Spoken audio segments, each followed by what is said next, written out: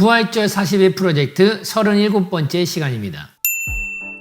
네, 오늘은 여러분들과 함께 이 짐 엘리엇이 전한 부활 설교의 내용을 가지고 함께 나누려고 하는데요. 여러분, 짐 엘리엇이 누군지 아시나요? 네, 너무나도 유명한 전능자의 그늘의 주인공이죠. 짐 엘리엇은 1927년에 미국 오레건 포틀랜드에서 출생을 했습니다. 명문대학교 이튼대학교를 수석으로 졸업을 했고요. 남미의 에콰도르 선교사를 부름받았습니다. 짐 엘리엇을 포함한 5명의 선교사 가정이 함께 이 선교를 떠났는데 이 아우카부족을 대상으로 선교를 했습니다. 근데 이 아우카부족은 수백 년 동안 외부인들은 다 살해했던 아주 잔인하고 무서운 종족이었습니다. 그렇게 이들은 경비행기를 타고 그들에게 복음을 전하기 위해서 아우카부족을 찾아갔는데 창에 찔려서 순교하게 됐습니다. 짐 엘리엇이 순교한 나이가 29입니다. 짐 엘리엇은 너무나도 하나님을 사랑한 자였고 그의 고백을 보면 너무나도 귀한 고백이 많이 있습니다. 짐 엘리엇의 일기장에 이런 내용이 있는데요. 대학교 때 이런 일기를 썼다고 합니다. 주님, 성공하게 하소서. 높은 자리에 오른다는 것이 아니라 제 삶이 하나님을 아는 가치를 드러내는 전시품이 되게 하소서. 또한 짐 엘리엇이 남긴 유명한 말이 있죠. 영원한 것을 얻기 위해 영원하지 않은 것을 버리는 자는 결코 어리석은 자가 아니다. 그렇게 그들은 아우카부족에게 복음 한 번 전하지 못하고 성경 한 권 주지 못하고 순교했습니다. 근데 그 열매는 엄청났습니다. 순교자들의 부인들이 다시 아우카부족으로 들어갔어요. 아우카부족은 여자들은 죽이지 않는 관습이 있었다고 합니다. 그래서 그 아내들이 그들에게 복음을 전했고 헌신적으로 그들과 함께 살면서 선교 활동을 하기 시작했습니다. 그렇게 그곳에 이제 복음이 전해지고 교회가 세워지고 짐 엘리엇과 함께 선교사들을 죽인 그 살인자들이 이제는 회개하고 목회자가 되는, 이런 너무나도 한 부족이 변화되는 역사가 일어난 것입니다. 그러면 어떻게 짐 엘리엇이 이렇게 그 어린 나이에 그런 종족에게까지 가서 복음을 전할 마음을 품고 있었는가? 짐 엘리엇은 어떤 복음을 품고 있었던 것인가? 한번 그것이 잘 나오는 짐 엘리엇이 설교한 복음 설교가 있습니다. 함께 그 내용을 나누도록 하겠습니다. 바울은 그가 받은 복음이 구약에 기록된 대로 이루어진 것임을 선포했습니다. 또 바울은 이 복음이 오직 체험을 통해서만 역사되는 것이 아니라고 말했습니다. 그러나 이러한 가르침은 요즘 너무나 자주 선포되고 있습니다. 하지만 우리 공동체에서는 아닐 것입니다. 그러나 대부분의 기독교인은 그 복음이 진리인 이유가 복음이 사람들에게 체험을 통해 역사하기 때문이라고 말합니다. 그 복음이 진리인 이유는 사람들이 느끼고 기뻐하고 일어나서 외치게 하고 크게 찬양하게 하고 담배를 끊게 하는 등의 모습이 나타나기 때문이라고 합니다. 이렇게 사람들의 삶에서 복음이 체험된다는 것은 아주 흥미로운 이야기일 수 있습니다. 그러나 이러한 것들은 확실한 증거는 될 수 없습니다. 도덕적인 사람은 담배를 끊을 수도 있고 성령의 인도함 없이도 통로에서 구르고 뛰면서 찬양을 크게 부를 수 있기 때문입니다. 우리가 전하는 복음은 감정을 근거로 하는 복음이 아닙니다. 복음은 실제입니다. 복음은 부활의 사실 위에 세워진 것입니다. 예수 그리스도의 죽으심과 부활하심, 그리고 그 사실에 근거한 참된 결과는 단순한 사실 그 이상입니다. 왜냐하면 사람이 이러한 사실은 믿어도 이러한 사실에 담긴 진리에 굴복하지 않는 것이 가능하기 때문입니다. 진정으로 복음을 받아들인다는 것은 예수 그리스도의 죽음과 부활에 담긴 진정한 진리가 함께 받아들여진다는 것을 의미합니다.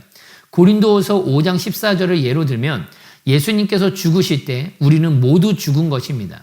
만약 예수님께서 우리 모두를 위해 죽으셨다면 우리 모두는 진짜 죽은 것입니다. 그렇다면 그 이후로 우리 모두가 우리 자신을 위해 사는 것이 아니라 우리를 위해 죽고 부활하신 분을 위해 사는 것이 그리스도의 죽으심을 믿는다는 진정한 의미입니다. 부활에 담긴 진정한 의미는 사도행전 17장을 통해 우리에게 선포되고 있습니다. 바울은 알지 못하던 시대에는 하나님이 허물치 아니하셨거니와 이제는 어디든지 사람에게 다 명하사 회개하라 선포하며 정하신 사람으로 하여금 천하를 공의로 심판하라 작정하시고 그를 죽은 자들 가운데서 다시 살리시고 모든 사람에게 믿을 만한 증거를 주셨다고 선포했습니다. 우리가 이 시대에 스스로 믿는다고 말하는 사람들에게 전해야 할 믿음과 진리는 오직 부활이 근본되고 부활을 통해서만 발견되고 부활로 견고하게 세워진다는 것입니다. 다른 어떠한 것도 아닌 오직 이것입니다. 만약 당신의 구원에 대한 확신이 다른 어떠한 것도 아닌 이 부활의 사실 위에 부활의 진정한 의미 위에 세워졌다면 그것은 우리 주 예수님께서 말씀하신 것 같이 나도 살았고 너희도 살겠음이라고 하신 말씀이 실제가 되는 것입니다. 진정한 부활은 복음을 실제가 되게 합니다. 너무나도 놀랍죠. 짐 엘리엇이 품고 있었고 짐 엘리엇이 전했던 복음의 핵심은 예수님의 부활에 있었다는 거죠.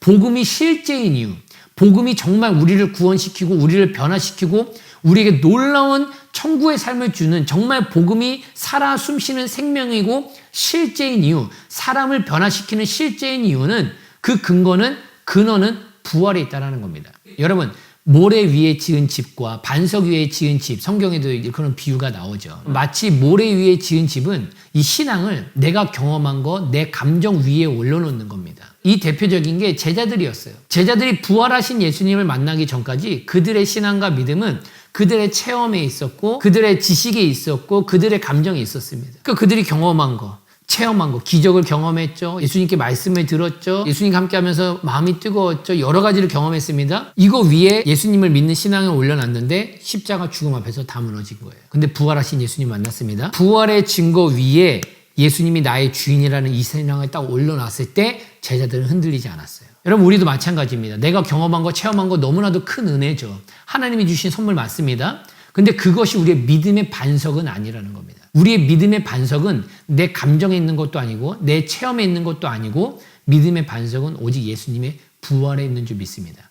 부활의 반석 위에 역사적 사건 부활, 영원히 불변하는 부활, 부활의 이 반석 위에 예수님을 주인으로 믿는 이 신앙, 하나님을 사랑하는 이 사랑, 이 신앙을 부활의 반석 위에 세웠을 때, 이 십자가의 사랑을 부활의 반석 위에 세웠을 때 영원히 흔들리지 않는 사랑이 되는 줄 믿습니다. 우리가 예수님을 주는 믿는 믿음을 부활의 근거 위에 세웠을 때 영원히 흔들리지 않는 신앙이 되는 줄 믿습니다.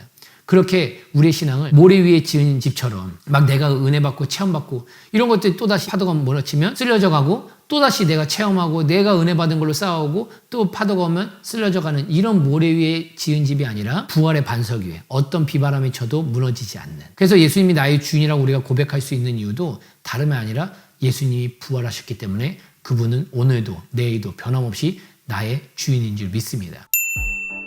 짐 엘리엇이 선포한 것처럼 복음의 근원은, 복음의 반석은 부활에 있는 줄 믿습니다. 부활이 복음을 실제되게 합니다. 그래서 기독교는 체험의 종교 맞습니다. 근데 기독교가 진짜 체험해야 될 근원적인 체험은 부활하신 예수님을 만나는 체험인 줄 믿습니다.